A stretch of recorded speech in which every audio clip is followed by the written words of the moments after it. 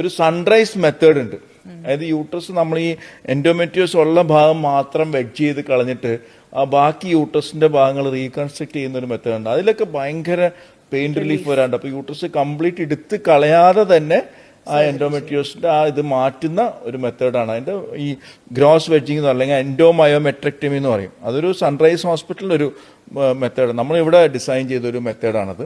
അത് ഭയങ്കര യൂസ്ഫുൾ ആണ് ഈ പെയിൻ കുറയ്ക്കാനൊക്കെ ഇതുപോലത്തെ പേഷ്യൻസ് യൂട്രസ് എടുത്ത് കളയണ്ട എന്നുള്ള പേഷ്യൻസിന്.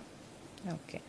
പിന്നെ വേറൊരു ഡൗട്ട്, ഈ പീരിയഡ്സ് നിന്ന് കഴിഞ്ഞിട്ട് അവിടെ എൻഡോമെട്രിയോസിന് എന്തെങ്കിലും സാധാരണ പണ്ടൊക്കെ നമ്മൾ വിചാരിച്ചെന്ന് വെച്ചാൽ ഈ പീരീഡ്സ് നിന്ന് കഴിഞ്ഞിട്ട് മാസമുറ ഈ മെനോപോസ് ആയിക്കഴിഞ്ഞാൽ പിന്നെ എൻഡോമെട്രിയോസ് ഫർദറായിട്ട് വരില്ല. പക്ഷെ ഇപ്പോഴത്തെ സിറ്റുവേഷനിൽ ഇൻഫിൽട്രേറ്റിംഗ് എൻഡോമെട്രിയോസ് പീരീഡ്സ് നിന്ന് കഴിഞ്ഞാലും ഒരുപാട് പിന്നെയും അഗ്രസീവായിട്ട് വരുന്ന പേഷ്യൻസ് കണ്ടമാനം വരുന്നുണ്ട്.